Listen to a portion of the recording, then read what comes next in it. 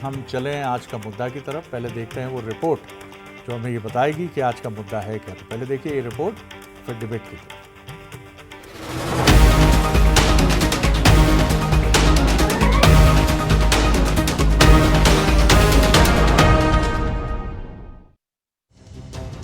देश में एक बार फिर से वन नेशन वन इलेक्शन की राह खुलने जा रही है।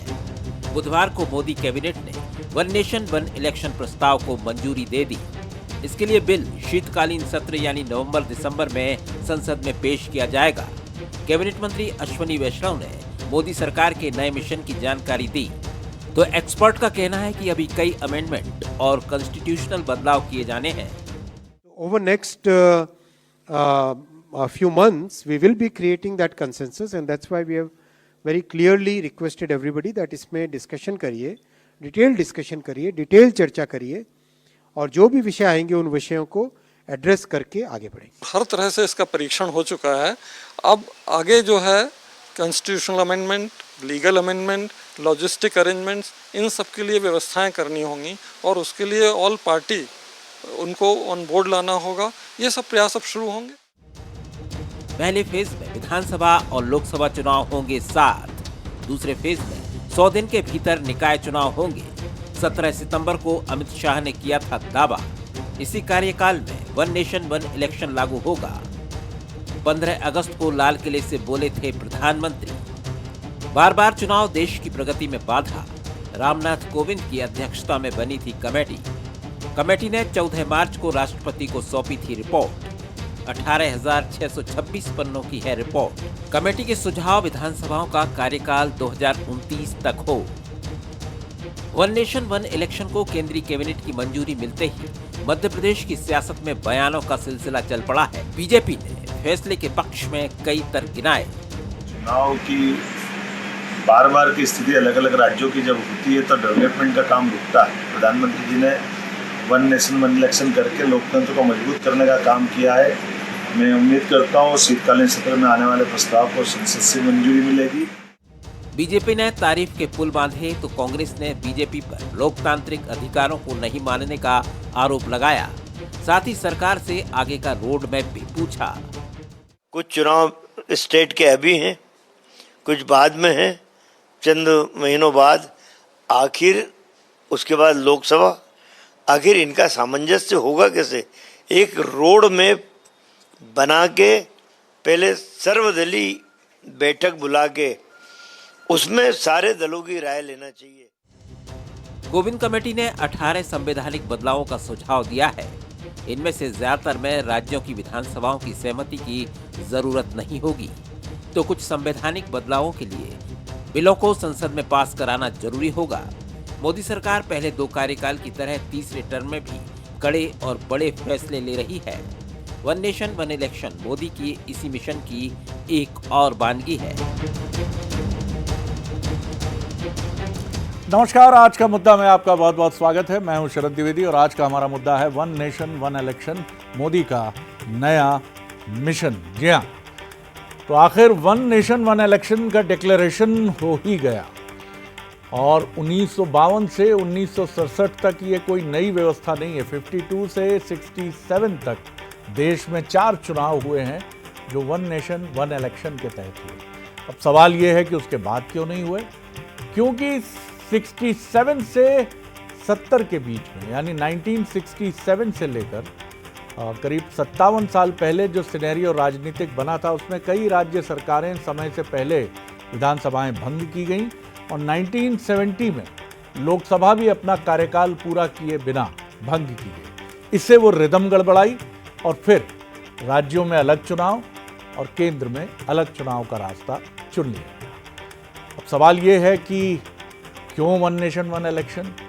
ऑब्जर्वर्स मानते हैं कि करीब करीब 1.35 लाख करोड़ रुपए हमने रिसेंटली यानी जून में समाप्त हुए लोकसभा चुनाव में खर्च किए हैं, जो दुनिया में अपनी तरह का एक बहुत बड़ा और विशाल खर्च है चुनाव पर। सबसे महत्वपूर्ण बात है कि इस पूरी चुनाव की प्रक्रिया में, क्योंकि हर 6 महीने में चुनाव होता है, तो अलग अलग तैयारियां, फिर सुरक्षा बलों पर दबाव, तमाम बिंदु सामने आते हैं। और अब स्थिति ये है कि अगर 29 में हम कामयाब रहे, होना ही चाहिए, तो हम 543 लोकसभा और 4130 विधानसभा सीटें जो देश के अलग अलग राज्यों की हैं, इनमें हम एक साथ चुनाव कराएंगे और 100 दिनों के भीतर स्थानीय निकाय के चुनाव भी हम करा लेंगे। यानी चुनाव नाम की इस प्रणाली से 5 साल के लिए फ्री।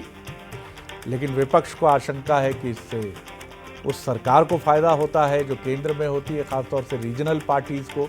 कई सवाल हैं, देखते हैं वो सवाल जो आपके सामने है। करीब करीब 1 दर्जन से ज़्यादा राजनीतिक दलों ने देश के इसका समर्थन नहीं किया। बंसल न्यूज़ के सवाल हैं, क्या चुनावी सियासत में one nation one election game changer साबित होगा?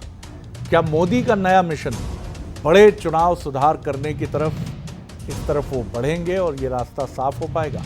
क्या वन नेशन वन इलेक्शन से चुनावी समीकरण बदलेंगे? ये वो सवाल है जो अपोजिशन को कहीं ना कहीं डराता है। इससे पहले कि हम चलें मेहमानों की तरफ, पहले देख लेते हैं कि प्रधानमंत्री नरेंद्र मोदी जी ने इस पर क्या कुछ कहा है। वो पहले देख लीजिए। उन्होंने जो पोस्ट किया है वो आपकी स्क्रीन पर है। उन्होंने लिखा कि कैबिनेट ने समिति की सिफारिशें स्वीकार की हैं। ये लोकतंत्र को और अधिक जीवंत करने की दिशा में बड़ा कदम है। प्रधानमंत्री ने पूर्व राष्ट्रपति रामनाथ कोविंद को भी बधाई दी है, जो इस कमेटी के चेयरपर्सन थे और जिनकी अगुवाई में ये पूरा काम आगे बढ़ा है। और उन्होंने 2029 तक देश की सभी विधानसभाओं को राज्यों की भंग करने की सिफारिश भी की है। तो धड़कनें तेज हैं राज्य सरकारों की और इसी तरह विपक्ष की भी कि ये दांव कहीं उनके खिलाफ तो नहीं है। चलिए, जो मेहमान हमारे साथ हैं उनसे मिलिए। स्टूडियो में मेरे साथ हैं सीनियर जर्नलिस्ट, राजनीतिक विश्लेषक, जिन्होंने दिल्ली में भी काफ़ी समय अपनी पत्रकारिता को आगे बढ़ाया है, जयप्रकाश पाराशर जी। बहुत स्वागत करता हूँ जयप्रकाश जी आपका। मृणाल पंत जी हैं, प्रवक्ता हैं कांग्रेस के, और पता नहीं क्यों गंभीर से गंभीर होते चले जा रहे हैं। मैं हंसाने का प्रयास भी करता हूँ लेकिन हंसते नहीं हैं। और पंकज चतुर्वेदी जी हैं। देखिए, मेरी बात सत्य है कि अभी मुस्कुराए नहीं हो। खैर, ये उनका अपना फैसला है, मैं जबरन तो मुस्कुराहट ला नहीं सकता। ऐसा लगता है कि बहुत ही गंभीर किसी चुनौती का सामना उन्होंने किया है, और निश्चित तौर पर अपोजिशन में रहने से बड़ी चुनौती क्या है। पंकज जी का बहुत स्वागत करता हूँ, मोटिवेशनल स्पीकर हैं, लेखक हैं, उनका बहुत स्वागत है। जयप्रकाश जी, मुझे समझाइए पहले कि ये प्रणाली देश के हित में बहुत व्यापक खर्चा, बार बार आचार संहिताओं का लगना, मीडिया के विश्लेषण, और ऐसा लगता है कि पूरे 5 साल हम चुनाव ही करते रहते हैं। कैसे देखते हैं आप जी? जहाँ तक मेरी अपनी राय है तो मैं तो इसको बड़ा चुनाव सुधार मानता हूँ शरद जी, और बड़ी ज़रूरी है इस लिहाज से जो अभी आपने जिक्र किया है कि इस बार हमने 1,40,000 करोड़ लोकसभा चुनाव में खर्च किए। और पिछला यदि हम देखें 1900 पिछला जो लोकसभा चुनाव था 2019 का, उसमें हमने 60,000 करोड़ खर्च किए थे। तो आप समझिए कि कितना एग्जॉर्बिटेंटली, मतलब बहुत भयानक ढंग से ये खर्चा इस चुनाव में बढ़ा है।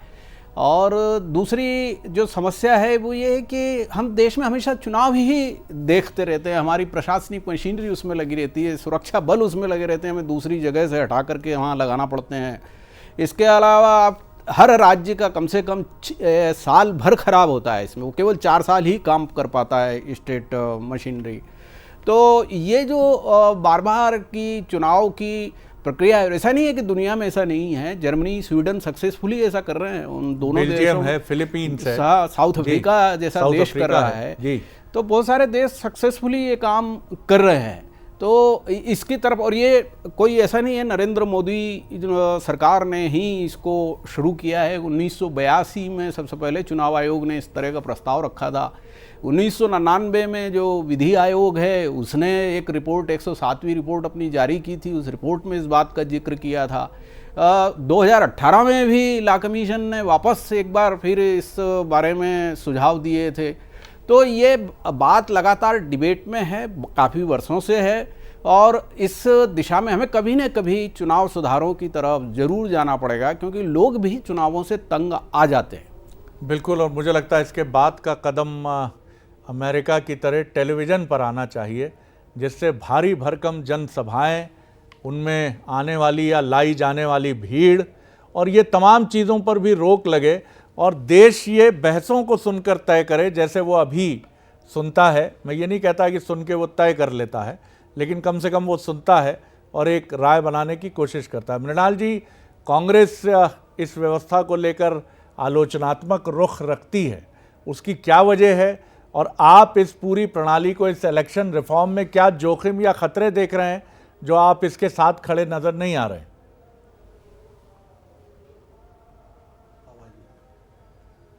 महत्वपूर्ण बात तो ये कि वन नेशन वन इलेक्शन कहना ही अपने आप में बेमानी है। अभी थोड़ी दिन पहले आपने बताया कि पहले लोकसभा विधानसभा के चुनाव होंगे, उसके 100 दिन के अंदर स्थानीय निकाय के चुनाव होंगे। मतलब प्रस्ताव खुद ही कह रहा है कि स्थानीय निकाय के चुनाव अलग होंगे, बस उसने समय निश्चित कर दिया कि बीच में नहीं हो कि लोकसभा और विधानसभा के चुनाव के बाद होंगे। तो कहाँ रहा ये वन नेशन वन इलेक्शन? जो खर्चा उस चुनाव में अलग से होना है वो खर्चा तो वैसे भी होता ही। दूसरी बात, लोकतंत्र की तासीर ये नहीं है कि कितना खर्चा हो, केवल 4,500 करोड़ रुपए का खर्चा लोकसभा के चुनाव में होता है। इस केंद्रीय सरकार ने 5.5 लाख करोड़ रुपए 2 बड़े उद्योगपतियों के माफ कर दिए, तब उन्हें देश के खर्चे की चिंता नहीं हुई। इससे कई गुना ज्यादा है, 100 गुना से ज्यादा है। लेकिन 4,500 करोड़ में अगर लोकतंत्र को ताकत मिल रही है, लोकतंत्र को बल मिल रहा है, तो वो भारतीय जनता पार्टी को स्वीकार नहीं। हमें अंदेशा इस बात का है कि जब से भारतीय जनता पार्टी की सरकार श्री नरेंद्र मोदी जी के नेतृत्व में बनी है, उसने राज्यों की सरकारों को तोड़ने की, षड्यंत्र पूर्वक गिराने की एक परंपरा चालू की। विपक्ष के मुख्यमंत्रियों को एक के बाद एक जेल में डाला जा रहा है, उप मुख्यमंत्रियों को जेल में डाला जा रहा है, राज्यों की स्वायत्तता खत्म की जा रही है, जैसा हमने दिल्ली में देखा। 2 बार सुप्रीम कोर्ट के निर्णय आए, अध्यादेश लाके उस निर्णय को बदल दिया और एलजी के हाथ में सारी शक्तियां दे दी। ये देश के फेडरल स्ट्रक्चर पर अतिक्रमण है केंद्र सरकार का, कि राज्य की चुनी हुई सरकार राज्य के हित में काम नहीं कर पाए। और मध्य प्रदेश जैसे राज्यों में, महाराष्ट्र जैसे राज्यों में तो हद ही हो गई। विधायकों को खरीद कर 30-30 लोगों को पैसा देकर सरकार गिराई गई। नई सरकार षड्यंत्र पूर्वक भ्रष्टाचार के बल पर बनाई गई। तो हमें अंदेशा यह है कि Bharatiya Janata party one nation one election का नाम लेके किसी भी राज्य में विपक्ष की सरकार ना बनने देगी, ना चलने देगी। सरकार गिराएगी और कारण बता देगी अब तो वन नेशन वन इलेक्शन है। 4 साल तक अभी जो हमको संवैधानिक संरक्षण प्राप्त है, विधायकों को अयोग्य घोषित किया जा सकता है, उपचुनाव होते हैं, वापस अवसर मिलता है जनता के बीच जाके लोकतंत्र को कायम करने का, अपनी सरकार वापस बनाने का, वो सारे अवसर भारतीय जनता पार्टी छीन लेना चाहती है। इतने सारे अंदेश है, क्या उपचुनाव नहीं होंगे? जी, लेकिन जब आप ये बात करते हैं या कांग्रेस, ये विपक्ष के कुछ और पार्टीज ये बात करते हैं, तो वो जनता की विजडम को भी शायद सवालों के दायरे में खड़ा करते हैं। का प्रावधान है जी, और अगर ऐसा प्रावधान है तो वर्तमान व्यवस्था से दिक्कत ही क्या है? क्योंकि जनता ये तय करेगी। अगर कोई उस प्रणाली में कथित रूप से या आरोपित रूप से कोई मिलावट करने की कोशिश करेगा, तो ये जनता ही है जो न्यायाधीश है, पंच परमेश्वर है। और इसके पहले भी, आज अगर हम दुनिया के सबसे बड़े लोकतांत्रिक देश हैं और इसके पहले भी हमने चुनौतियों का सामना किया है, जिस देश में एक प्रधानमंत्री अपने सेना के मुखिया से ये पूछे कि क्या मेरी सरकार को आप कब्जा तो नहीं करना चाहते हैं, और वो ये कहे कि मैं अपनी नाक मेरी भी लंबी है लेकिन मैं इसको इधर उधर कहीं उलझाता नहीं हूँ, तो ये वो बढ़िया और शानदार डेमोक्रेसी है। बहरहाल पंकज जी, आप क्या कहेंगे? देखिए शरद जी, आज कांग्रेस के पास शरद जी कोई ठोस और पुख्ता कारण नहीं इसका विरोध करने का, और पूरी कांग्रेस पार्टी दोपहर से कह रही कि इसमें प्रतिपक्षी दलों से परामर्श नहीं किया। कोई सज्जन जी की बाइट थी आपकी सुनने का, उन्होंने कहा सर्वदलीय बैठक करना चाहिए। अरे सज्जन भैया, रामनाथ कोविंद जी जो पूर्व राष्ट्रपति हैं और बाकी सारे एक्सपर्ट जो लीगल और कॉन्स्टिट्यूशनल एक्सपर्ट हैं, उन्होंने 191 दिन तक इस कमेटी का कार्यकाल रहा, सारे स्टेक होल्डर से चर्चा करी। 18,500 पेज की रिपोर्ट है शरद जी, 18,500 पेज की रिपोर्ट है, और देश के 62 प्रमुख राजनीतिक दलों से चर्चा करी। 15 दलों ने अपनी राय देने से मना कर दिया और बाकी 47 में से 32 ने सहमति जताई कि हाँ, हम एक चुनाव, एक निर्देश वन नेशन इलेक्शन के पक्ष में है। ये लोकतंत्र नहीं शरद जी। क्या कांग्रेस या भारतीय जनता पार्टी दल है देश में? क्या तो बाकी और भी दल है ना।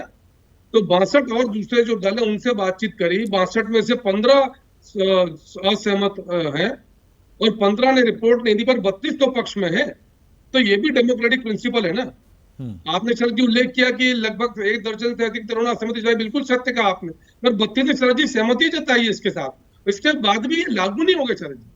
उस रिपोर्ट का अध्ययन किया, पिछले सितंबर में कमेटी बनी, इस मार्च में रिपोर्ट आई, इस कमेटी ने, कैबिनेट ने, सरकार ने अध्ययन किया, अध्ययन के बाद उपरांत आज लागू किया, फिर देश की सदन में चर्चा होगी। वहां सारे पक्ष है, पक्ष विपक्ष प्रतिपक्ष जनता के लोग वही है। यही सिस्टम है शरद जी डेमोक्रेसी का। इलेक्टेड रिप्रेजेंटेटिव वो मेरे और आपके रिप्रेजेंटेटिव है, हमारा यानी जनता का प्रतिनिधित्व करते हैं, वो तय करेंगे इसका आकार प्रकार स्वरूप क्या होगा। पर मुझे लगता है कि हम लोग आशा करते हैं ना कि वो सुबह कभी तो आएगी। तो सुबह शरद जी आनी शुरू हो गई और ये उजाला जो नया उदय हो रहा है चुनाव सुधार का, मुझे लगता है कि राजनीति शरद जी बहुत हुई, पर्याप्त होनी चाहिए, मना नहीं करता, लोकतंत्र राजनीति है, पर हर विषय पर राजनीति। यदि बीजेपी का स्टेप और यदि वो अच्छा स्टेप है तो हम सिर्फ इसलिए आलोचना करेंगे कि हम भारतीय जनता पार्टी की विचारधारा इस भाव के साथ कांग्रेस पार्टी बाकी मित्र काम कर रहे हैं। अरे आप देश हित तो सोचो, हम हमेशा कहते हैं कि देश से ऊपर देश, लेकिन ये भाव बाकी दलों में नहीं है। अगर 32 दल भाई भारत के लोकतंत्र में जो भागीदारी करते हैं वो यदि सहमत हैं, तो यदि 15 दल असहमत हैं तो वो तो सब मेजोरिटी से बहुत दूर है ना सर। यदि 62 लोकतांत्रिक दलों की देश की बात करें जी, और जिन लोगों और अभी सर पूरे देश में चर्चा हुई और अभी समाप्त नहीं हुआ सर, लागू नहीं हो गया सर। चलिए मृणाल जी को हम लेते हैं, उनका ऑडियो ही मिल जाए हमको, वीडियो में शायद कुछ तकनीकी उसमें। जी जी बोलिए मृणाल जी। जी देखिए, इससे पहले भी कई सारी कमेटियां 60,000 करोड़ खर्च किए। 32 लोगों ने बैठकर अगर कोई रिपोर्ट दे दी तो 32 लोगों की रिपोर्ट देश की 100 करोड़ से ज्यादा जनता की राय नहीं मानी जा सकती। विधि आयोग हर साल रिपोर्ट देता है, उसकी 80% सिफारिशों को केंद्र की सरकार खारिज क्यों कर देती? मानवाधिकार आयोग रिपोर्ट करता है, वो तो बेचारा बेबसी से बोलता रहता है हम केवल रिपोर्ट दे सकते हैं, अनुशंसाएं कर सकते हैं, सिफारिश कर सकते हैं, सरकार के ऊपर है माने या नहीं माने। उनकी सिफारिश क्यों नहीं मानते? तो इतनी सैकड़ों संसदीय कमेटियों की रिपोर्ट पड़ी हुई है केंद्र की सरकार के पास, उनको क्यों नहीं मानते? ये आपके मन से अपने ही 32 लोगों की बनाई गई रिपोर्ट है, आपका एजेंडा है, तो आप कहते हैं 32 लोगों ने रिपोर्ट दे दी, इसको मृणाल जी, यानी मुख्य तौर पर कांग्रेस ये मानती है कि इससे चुनाव की निष्पक्षता प्रभावित होगी, जो आपका पहले का भी आरोप रहा है ईवीएम को लेकर। आप मानते हैं वन नेशन वन इलेक्शन कहीं ना कहीं केंद्र में जो सरकार होगी, बीजेपी की सरकार है, उसको फायदा होगा? नहीं, हम ये मानते हैं कि ये देश का मुद्दा ही नहीं है, वर्तमान व्यवस्था बेहतर चल रही। स्वामीनाथन कमेटी की रिपोर्ट है, किसानों के हित में काम करना चाहिए केंद्र सरकार को, उसको क्यों नहीं लागू करती? उसको क्यों नहीं एजेंडा बनाती? आज 25 साल से स्वामीनाथन कमेटी की रिपोर्ट को लेके देश का कोई राज्य ऐसा नहीं है जहां किसान आंदोलन नहीं करता। वो क्यों नहीं होना चाहिए केंद्र सरकार का एजेंडा, जिसमें 80 करोड़ से ज्यादा किसानों को सीधा सीधा फायदा हो? ये जिसका कोई फायदा नहीं है उस पर बहस करा के इसकी रिपोर्ट लागू करके मिलता क्या है भारतीय जनता? जयप्रकाश जी, एक रिपोर्ट है जो इलेक्शंस को एनालिसिस करती है, उसका क्लेम है, उसका दावा है, सच्चाई क्या है ये तो चुनाव होंगे तो पता चलेगा, कि 71% अगर वन नेशन वन इलेक्शन की प्रणाली से चुनाव होते हैं तो जो केंद्र की सरकार है उसके पक्ष में मतदान हो सकता है, ऐसा उसका अनुमान है। और ऐसा ना होने की स्थिति में करीब करीब 55 से 60% के करीब उसका अनुमान है कि केंद्र की जो सरकार है उसको बेनिफिट होता है। क्या ये एक बड़ा कारण है? रीजनल पार्टीज़ को लग रहा है कि उनके मुद्दे गुम हो जाएंगे और नेशनल मुद्दे ही पूरे चुनाव में छाए रहेंगे, क्योंकि वन नेशन वन इलेक्शन होगा तो केंद्र सरकार का एजेंडा ही पूरे देश में, यानी from Kashmir to Kanyakumari, agenda जो है चुनाव का मुद्दा एक ही रहेगा। क्या ये चिंता है विपक्ष की? अब देखिए, बहुत ही मृणाल जी की मैं इस राय से तो सहमत हूँ कि वो एक कंसेंसस बनना चाहिए, जो लोग पार्टियाँ चुनाव में जाने वाली हैं उन सबके बीच में एक राय बनना चाहिए।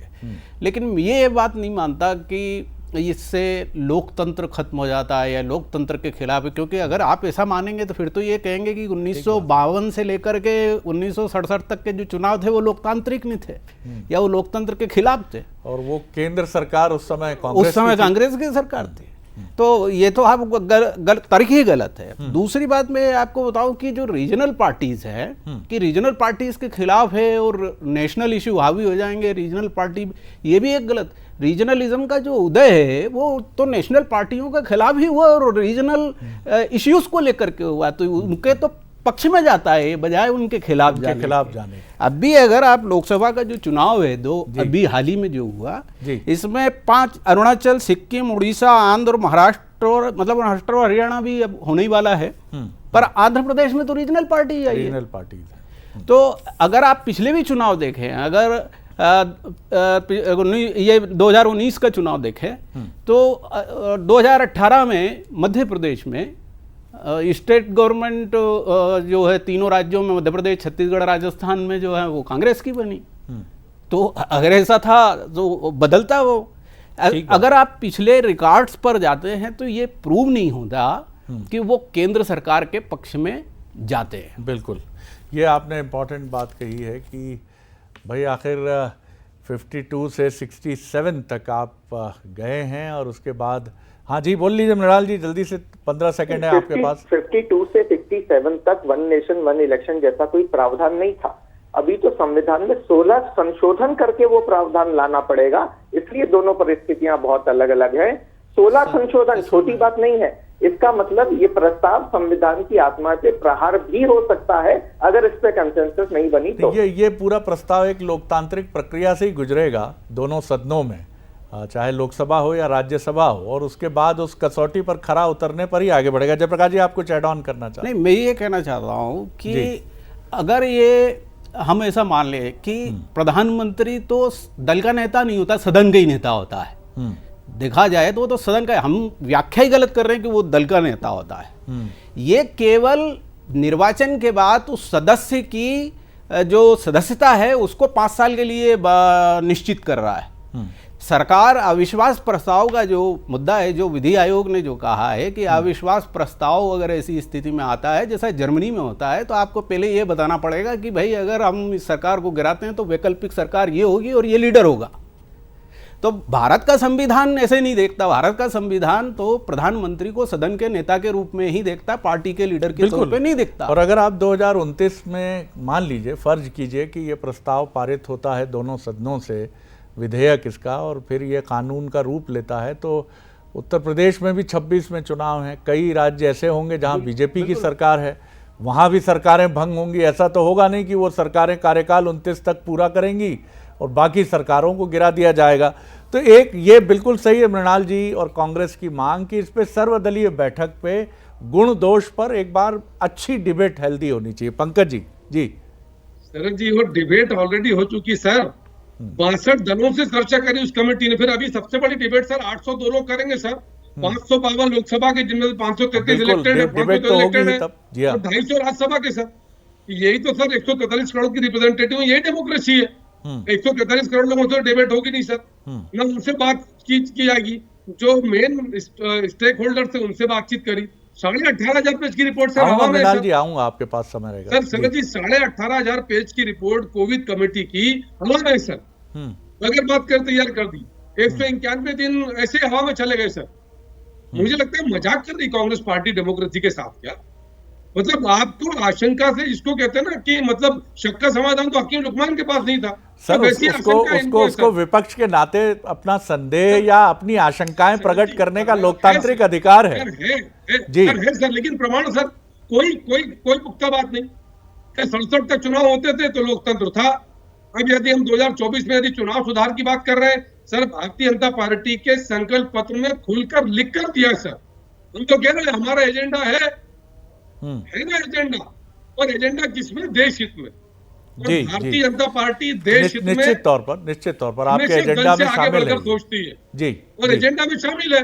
और एजेंडा में शामिल है, उसकी प्रक्रिया यदि लोकतांत्रिक रूप से सब उसका अनुमोदन करें तभी संभव है सर। और जिनसे चर्चा होना वो देश की दोनों बड़ी पंचायतें सर, दोनों सदन में उसका अप्रूवल होना है। और आपने बिल्कुल ठीक कहा, आज भी 18 राज्यों में बीजेपी है या सहयोगी दलों की सरकार है सर। कांग्रेस की तो नहीं है सर 28 में से।